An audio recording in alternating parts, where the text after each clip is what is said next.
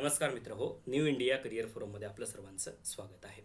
महाराष्ट्र लोकसेवा आयोगाची जाहिरात क्रमांक 86/2024 जी अधीक्षक महाराष्ट्र शिक्षण सेवा गट ब या पदासाठीची जाहिरात आहे. एकूण 12 पदांसाठीची जाहिरात आहे आणि MPSC सरळ सेवा परीक्षेच्या माध्यमातून होणारी अधीक्षक पदासाठीची ही शेवटची जाहिरात म्हणावं लागेल. कारण काय तर अधीक्षक मग त्यामध्ये उच्च शिक्षण विभागाचं असेल किंवा शालेय शिक्षण विभागाचं असेल, आता हे दोन्ही पदं राज्यसेवा परीक्षेत समाविष्ट करण्यात आलेले आहेत. आताचा जो तुमचा GR वाचला तुम्ही असेल आणि आपल्या टेलिग्रामला सुद्धा मी माहिती शेअर केलेली आहे की राज्यसेवेच्या माध्यमातून आता तुम्हाला पूर्व, मुख्य, त्याच्यामध्ये एसे, एथिक्स, ऑप्शनल ह्या सगळ्या गोष्टी करून तुम्हाला पुढे जावं लागणार आहे. त्याऐवजी अधीक्षक शालेय शिक्षण किंवा उच्च शिक्षणासाठी जर तुम्ही अर्ज केला असेल तर एक मार्कासाठी तुम्ही आता झटा आणि अतिशय सिरियसली तुम्ही या एक्झाम द्या. कारण हे पद जे आहे ते क्लास 2चं पद आहे. पे स्केल S16 आहे. उच्च शिक्षणासाठी, शालेय शिक्षणासाठी S14 आहे. आणि अगदी सिरियसली जर तुम्ही अभ्यास केलात आणि NICFची जोड तुम्हाला जर असेल तर 100% रिझल्ट येईल, ही गोष्ट लक्षात घ्या. ओके, तर याच्यामध्ये जर तुम्ही पाहिलात त्याच्या कार्य जबाबदाऱ्या मी ऑलरेडी दिलेल्या आहेत. त्याच्या पूर्वीचा व्हिडिओ तुम्ही पाहिला नसेल तर तो सुद्धा बघून घ्या. व्हिडिओ पॉज करून तुम्ही इथे सुद्धा वाचू शकता. ओके, बघा 86चा जो सिलेबस आहे तो आता आयोगाने अलीकडे घोषित केलेला आहे आणि तुम्हा सर्वांना माहिती आहे की शालेय शिक्षणचा आणि उच्च शिक्षणचा या सिलेबसमध्ये बऱ्यापैकी फरक आहे. जर तुम्ही शालेय शिक्षणला बघितलात तर इकडे बघा हा जो कॉमन सिलेबस आहे आणि हा प्रशासकीय कामकाज नियम यासाठीचा सिलेबस आहे. साधारणतः आपण गृहीत धरतो की 50-50 क्वेश्चन्स विचारले जातात, पण आयोगाने शालेय शिक्षणच्या अधीक्षकच्या या पूर्वीच्या पेपरमध्ये जर तुम्ही पाहिलात तर या घटकावर 40 प्रश्न विचारले होते आणि या घटकावर 60 प्रश्न विचारले होते. ओके, सो कशाही पद्धतीने 50-50 वेटेज तुम्हाला यामध्ये असू शकतो. तर हा जो यासाठी आपली जनरली बॅच जी आहे, आपले जे कोर्सेस असतात ते यासाठी असतात, परंतु हा जो सिलेबस आहे हा पूर्णतः PYQ सह आपण एक्सप्लेन करून फ्री ऑफ कॉस्ट यामध्ये देतो की हा जो सिलेबस आहे याचे जे PYQ मराठी इंग्लिश जर सोडले तर, कारण ते सब्जेक्ट माझे नाहीत, इतिहास, भूगोल, त्यामध्ये RTI असेल, मानवी हक्क, हे सगळे पोर्शन त्यामध्ये तुम्हाला इथे फ्री ऑफ कॉस्ट यामध्ये ॲड होईल PYQ च्या एक्सप्लेनेशन सह. आणि हा जो संपूर्ण सिलेबस आहे 1 to 1 तुम्हाला सगळे नियम जे आहेत ते सगळे शिकवले जातील. त्याचे क्लास नोट्स वगैरे सगळे घरपोच पाठवले जातात. याविषयीची सगळी माहिती मी तुम्हाला पुढे देणार आहे. बघा आयोगाचा जो सिलेबस आहे त्याच्यामध्ये उच्च व तंत्र शिक्षण विभाग जे 86च्या अनुषंगाने मी बोलतो आहे, मराठी माध्यम म्हणजे फक्त मराठीतच हा पेपर होणार आहे. संगणक आधारितच होतो शक्यतो. 200 गुणांसाठी 1 तास वेळ असतो. पदवी, वस्तुनिष्ठ, बहुपर्यायी, 1/4 निगेटिव्ह. ओके, त्याच्या पलीकडे जर तुम्ही गेलात तर याच्यामध्ये आयोगाने GSचा सिलेबस सुद्धा उल्लेख करताना बघा उच्च व तंत्र शिक्षण विभागाचं वैशिष्ट्य काय या सिलेबसचं, त्यांनी हिस्ट्रीमध्ये सगळाच हिस्ट्री उल्लेख केलाय. म्हणजे स्वातंत्र्य चळवळीतील महाराष्ट्राचे योगदान असेल, त्यानंतर स्वातंत्र्योत्तर भारत, संयुक्त महाराष्ट्र, मराठवाडा मुक्ती संग्राम, ह्या सगळ्याच गोष्टी त्यामध्ये, महाराष्ट्रातील प्रगती, म्हणजे 11चं तुम्हाला जे काही स्टेट बोर्ड आहे ते प्रॉपर करावं लागणार आहे, ओल्ड स्टेट बोर्ड. ओके, आणि हे सगळे याच्यावर व्हिडिओज मी तुम्हाला प्रोव्हाइड करणार आहे. भूगोल सौदीचं पुस्तक तुम्हाला करावं लागणार आहे. त्याच्यासाठी तुम्हाला PYQ ची जर तुम्ही जोड घेतलं तर ते फायदेशीर ठरणार आहे. आणि आपण याच्यामध्ये काय करणार आहोत तर आयोगाचे अलीकडे झालेल्या वेगवेगळ्या पेपर्समधले जे PYQ आहेत, प्रश्न आहेत आयोगाचे, ते अतिशय बारकाईने आपण त्याच्यामध्ये एक्सप्लेन करणार आहोत. ओके, राज्यघटना असेल किंवा संगणक असेल, हे सगळे त्याच्यामध्ये टॉपिक मी त्याच्यामध्ये PYQ सह ॲड करेल. आणि हे जे काही नियम आहेत तुम्हाला 1 to 1, तुम्हाला याच्या पलीकडे काही करायची गरज पडणार नाहीये. कारण सर्वसाधारण शर्ती, रजा, निवृत्ती वेतन, शिस्त, वर्तणूक, हे सगळे नियम जे आहेत ते आता आपण डिपार्टमेंटल CDPOच्या अनुषंगाने घेतलेले आहेत आणि अतिशय बारकाईने आपण MCQ सुद्धा फ्रेम केले आणि त्याचा फायदा परीक्षेमध्ये अनेक उमेदवारांना झालेला आहे. यामध्ये जर तुम्ही पाहिलात तर ज्येष्ठतेचे विनियम म्हणजे इथून पुढचा सिलेबस त्यांनी आयोगाने थोडासा चेंज केलेला आहे, कारण तो पारंपरिक नाहीये. वेगळे नियम त्यांनी दिलेले आहेत. ज्येष्ठतेचे विनियमन नियमावली 2021 त्यांनी ॲड केलेला आहे. त्यानंतर जे की आज आपण याच्यामध्ये PYQ सुद्धा पाहणार आहोत. राजभाषा अधिनियम 1964 आणि त्याची सुधारणा दिलेली आहे. त्यानंतर बदल्यांचे विनियमन आहेच. त्यानंतर सार्वजनिक विद्यापीठे अधिनियम 2016 जो आहे तो हा अतिशय मोठा आणि याच्यामध्ये वारंवार सुधारणा केलेला हा अधिनियम आहे. हा सुद्धा मी तुम्हाला इथे यामध्ये MCQ सह शिकवणार आहे. महत्त्वाचे जे पॉईंट्स आहेत ते एक्सप्लेन करणार आहे. त्यानंतर विनाअनुदानित खाजगी व्यावसायिक शैक्षणिक संस्था हा जो अलीकडचा अधिनियम आहे तो आहे. परिसंस्था व्यवस्थापन आहे आणि शिष्यवृत्त्या योजना सवलती आहे. साधारणतः 60 प्रश्न यावरही विचारले जाऊ शकतात. मिनिमम 50 येतील, पण मॅक्झिमम 60 प्रश्न यामध्ये असू शकतात. आता हे सगळे नोट्स या सगळ्या नियमांवर फक्त आपण सार्वजनिक विद्यापीठ मोठा आहे त्याचे नोट्स मी अजून रेडी केलेले नाही आहेत, परंतु ते सगळं तुम्हाला त्याची जेव्हा मी लेक्चर घेईल त्याची PDF उपलब्ध करून देईल. हे सगळे नोट्स तुम्हाला घरपोच येऊन जाणार आहेत. लेक्चर्स तुम्ही तुमच्या वेळेनुसार पाहू शकणार आहात. ओके, आणि त्यासाठी तुम्हाला काय करायचं आहे त्याच्यामध्ये तुम्हाला हा जो QR कोड दिसतोय तो स्कॅन करायचा आहे, डाउनलोड करा, किंवा तुम्ही आपल्या प्ले स्टोअरला NICF सर्च कराल तरी तुम्हाला ॲप डाउनलोड करता येईल. ऑलरेडी डाउनलोड केला असेल तर तुम्ही कोर्स नक्की घ्या. ओके, सध्या ऑफर सुरू आहे आणि WhatsApp क्रमांक दिलेला आहे 9226963866 यावर तुम्ही WhatsAppला मेसेज करू शकता. ॲपमध्ये तुम्हाला अशा पद्धतीने 2 कोर्सेस दिसतील. तुम्हाला जो हवा कोर्स आहे तो तुम्ही घेऊ शकता यामध्ये आणि कोर्स घेऊन झाल्यानंतर तुम्ही या नंबरवर WhatsAppला मेसेज करायचा. तुमचा जो ॲड्रेस आहे तो तुम्हाला घरपोच नोट्स जे आहेत ते पाठवले जातील. मित्र हो, हे सगळे आपले कॅन्डिडेट आहेत जे सहाय्यक आयुक्त, सहाय्यक संचालक पदावर क्लास 1 पदावर गेलेले आहेत. केदार गर्ड आपल्या इंटिग्रेटेड बॅचला राहिलेले आहेत.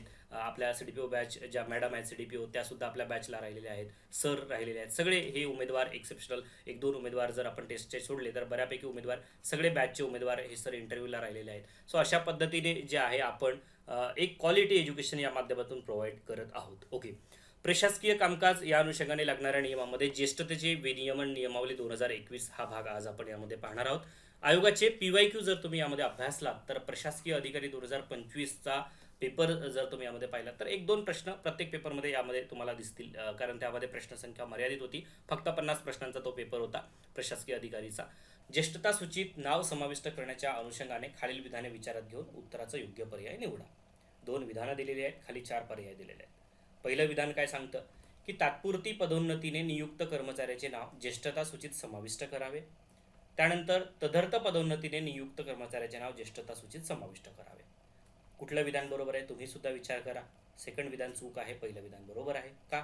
जरी तात्पुरती पदोन्नती होत असेल तरी सुद्धा त्यामध्ये शेरा लिहून, म्हणजे कुठल्या कारणास्तव पदोन्नती तात्पुरती आहे हे शेरा लिहून त्याच्यामध्ये ज्येष्ठता सूचीत समाविष्ट करता येतं. त्यामुळे फक्त बरोबर हे विधान त्याचं योग्य आहे. नियम क्रमांक 3 पोटनियम 3 आपल्याला काय सांगतं तर थेट भरतीने नियुक्ती नियमित, यामध्ये ब क जर तुम्ही वाचलात तर पहिलं आहे थेट भरती, ब आहे नियमित व तात्पुरत्या पदोन्नतीने आणि क आहे तदर्थ पदोन्नतीने. प्रश्न यावर विचारलेला आहे. जर तुम्ही थेट भरतीने नियुक्त होत असाल तर थेट भरतीने नियुक्त झालेल्या व्यक्तीची नियुक्ती तात्पुरती असो की नियमित असो, बघा तात्पुरती असो की नियमित असो. आता परीक्षेत प्रश्न काय तात्पुरत्या अनुषंगाने आहे, पुढे काय येऊ शकतो नियमित असू शकतो. ओके. त्यामुळे हे दोन्ही गोष्टी म्हणजे हेच बघा व्हिडिओ लेक्चरचा फायदा काय होतो, तुम्ही जेव्हा स्वतः एखाद्या गोष्टीची रिडिंग करता आणि एखादा व्हिडिओ बघून जेव्हा तुम्ही रिडिंग करता 101% मी गॅरंटी सांगतो की तुम्हाला तिथे फरकच जाणवतो का, कारण तुम्ही पर्टिक्युलर वर्डला थांबता. ओके. आणि आपण जनरली वाचताना काय करतो, चला सलग वाचत जातो. पण आपला MCQ दृष्टिकोन जर असेल तर 100% आपल्याला क्लिक होतं की प्रश्न कुठे फ्रेम होऊ शकतो. बरोबर आहे. तात्पुरती किंवा नियमित असो त्याची ज्येष्ठता नियमानुसार निश्चित केली जाईल आणि त्याचे नाव ज्येष्ठता यादीत त्या ज्येष्ठतेनुसार समाविष्ट केले जाईल. इथे काही विषय आहे का, काहीच नाही आहे. ओके. त्यानंतर बघा आता जर नियुक्ती तात्पुरती असेल तर मग शेरा लिहावं लागेल. ज्येष्ठता यादीतील शेरा या रकान्यात नियुक्ती कोणत्या कारणामुळे तात्पुरती हे स्पष्ट करावं लागेल. तुम्ही ऑलरेडी बघितलेलंच आहे, तुम्ही सरकारी सेवेत आहात त्यामुळे तुम्ही सगळं बघितलेलं. एखादा GR तुम्ही याच्यामध्ये बघू शकता, जो आदेश येतो तेव्हा त्यामध्ये. ओके. नियमित अथवा तात्पुरत्या पदोन्नतीने नियुक्ती जर अशा स्वरूपाची असेल नियमित अथवा तात्पुरत्या पदोन्नतीने, त्याच्यामध्ये जर तुम्ही पाहिलात अशी नियुक्ती दिल्यानंतर आता ही नियुक्ती जी आहे ती याच नियमातील पोटनियम 2 मधील खंड अ आणि पोटनियम 2 मधील खंड ब यामध्ये जो काही उपखंड आहे तर हे पाठ करायची गरज आहे का, अजिबात गरज नाहीये. फक्त मी यासाठी तुम्हाला सांगतो की याच नियमातल्या या पोटनियमांतर्गत ज्येष्ठता निश्चित करावी का, तर हो करावी. ओके. प्रश्न कुठे येईल तुम्हाला हे नाही विचारणार की पोटनियम काय आहे, खंड कोणता आहे, हे नाही विचारणार. तुम्हाला प्रश्न काय येणार आहे, ज्येष्ठता निश्चित होईल का आणि त्याच्यामध्ये काय असणार आहे, ज्येष्ठता यादीमध्ये नाव समावेश होईल का. येस होईल. इथे सुद्धा ज्येष्ठता यादीमध्ये सदर शासकीय कर्मचाऱ्याचा नाव समावेश होईल. पण जर पदोन्नती ही तात्पुरत्या स्वरूपाची असेल तर त्याचा कोणत्या कारणास्तव तात्पुरती आहे हे मात्र शेरा त्यामध्ये लिहावं लागेल. आणि तदर्थ पदोन्नतीच्या बाबतीत काय लागू आहे तर तदर्थ निवड सूचीद्वारे तदर्थ पदोन्नती दिल्यास संबंधित शासकीय कर्मचाऱ्यास तदर्थ पदोन्नतीच्या पदावरील संवर्गातील किंवा सेवेतील ज्येष्ठतेचा लाभ मिळण्यास ते पात्र असणार नाहीत. सुरुवातीला लक्षात ठेवा. ओके. त्यानंतर मग हे ऑब्व्हियस गोष्ट आहे की पात्र असणार नाही तर मग ज्येष्ठता यादीमध्ये नाव समावेशाचा प्रश्नच येत नाही. बरोबर आहे की नाही. आणि हे कोण सांगतं तर नियम 5 सांगतं. त्यामुळे त्याचे नाव निम्न संवर्गातील ज्येष्ठता यादीतून वगळले जाणार नाही. आता हे सुद्धा एक महत्त्वाचं स्टेटमेंट आहे. यावर त्यांनी परत दुसरा प्रश्न विचारलेला आहे, ही गोष्ट लक्षात घ्या. ज्येष्ठता यादीमध्ये त्याच्या नावाचा समावेश केला जाणार आहे का, नाही. मात्र निम्न संवर्गातील ज्येष्ठता यादीतून त्याचं नाव वगळलं जाणार आहे का, तर नाही वगळलं जाणार आहे. ही सुद्धा गोष्ट लक्षात ठेवा. त्यानंतर बघा तदर्थ पदोन्नती ज्या दिनांकास पदोन्नतीच्या कोट्यातील रिक्त पदावर नियमित होईल, हा अतिशय महत्त्वाचा वर्ड आहे. ज्या दिवशी तदर्थ पदोन्नती ज्या दिनांकाला, ओके, XYZ कुठल्याही दिनांक असू दे, त्या दिवशी जर पदोन्नतीच्या कोट्यातल्या रिक्त पदावर जर त्या व्यक्तीची, म्हणजे कुठल्या व्यक्तीची, जो व्यक्ती तदर्थ पदोन्नतीने नेमण्यात आलेला आहे त्या व्यक्तीची जर पदोन्नती नियमित करण्यात येत असेल तर त्या दिनांकात संबंधित शासकीय कर्मचाऱ्याची ज्येष्ठता जी आहे ती ज्येष्ठता नियमाच्या अनुसार निश्चित केली जाईल आणि जी काही नियम 5 नुसार ज्येष्ठता यादी असते त्या ज्येष्ठता यादीमध्ये त्याचं नाव अंतर्भूत केलं जाईल. बरोबर आहे.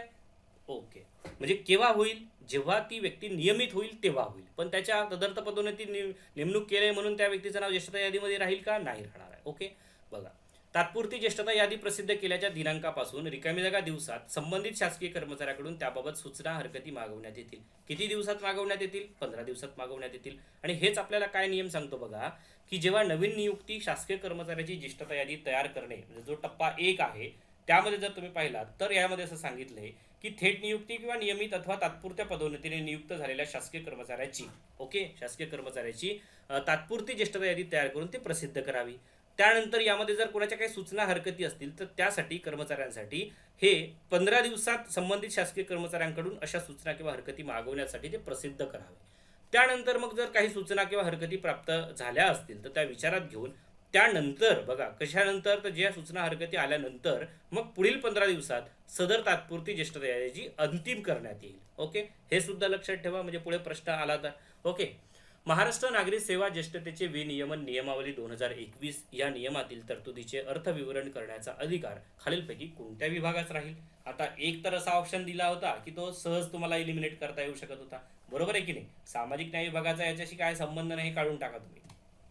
विधी व न्याय विभाग, सामान्य प्रशासन विभाग, वित्त विभाग, तर याच्यामध्ये सामान्य प्रशासन विभाग आहे, ही लक्षात ठेवा, कारण हे ज्येष्ठताच्या अनुषंगाने आहे. ओके, त्यानंतर बघा की खालील नमूद परिस्थितीत प्रशासनाची तातडीची गरज म्हणून तदर्थ पदोन्नतीसाठी निवड सूची तयार करण्यात येते. एक्झॅक्टली. त्यानंतर याच्यामध्ये म्हटलंय की कुठल्या अनुषंगाने म्हणजे त्याचं काय त्याच्यामध्ये ग्राउंड काय रियालिटी आहे, तर याच्यामध्ये सरळ सेवेच्या कोट्यातील रिक्त पदांकरिता आयोग अथवा निवड समिती जे काही असेल, कारण जनरली ही क्लास 1 क्लास 2च्या बाबतीत आयोगच असतो, तर आयोग अथवा निवड समिती यांच्याकडे मागणी पत्र पाठवल्यानंतरच मागणी पत्रातील पदसंख्येच्या मर्यादेत रिक्त पदे भरण्याकरिता अशा पद्धतीने तदर्थ पदोन्नतीसाठी निवड सूची तयार करण्यात येते. बरोबर, एक्झॅक्टली बरोबर. सेकंड विधान, शासकीय कर्मचारी प्रतिनियुक्तीवर गेल्याच्या कारणास्तव 1 वर्षापेक्षा अधिक कालावधीसाठी रिक्त राहणारी पदे भरण्याकरिता, हो, अगदी 100% बरोबर आहे. त्यामुळे दोन्ही विधानं बरोबर आहेत, ए आणि बी. हेच आपल्याला यामध्ये सांगितलंय की याचा अर्थ काय आहे, तदर्थ निवड सूचीचा अर्थ काय आहे हे आपल्याला सांगितलंय. जर तुम्ही व्याख्यामध्ये घेतले गेलात तर प्रशासनाची तातडीची गरज म्हणून तदर्थ पदोन्नती देण्यासाठी तयार केलेली निवड सूची, यामध्ये हे दोन्ही विधानं ॲज इट इज दिलेले आहेत. ओके, मी तुम्हाला पूर्ण हे बेअर नियमांच्या माध्यमातूनच सगळी बॅच घेणार आहे, त्यामुळे 1 to 1 आपलं डिस्कशन होणार आहे, पॉईंट टू पॉईंट. ओके, भेटूया आपण नेक्स्ट सेशनमध्ये. तुमचे जर काही प्रश्न असतील तर तुम्ही मला नक्की विचारू शकता. हा जो कोर्स आहे आत्ता अलीकडे आम्ही सुरू केलेला आहे, याच्यामध्ये नोट्स जे आहे ते तुम्हाला घरपोच येणार आहेत.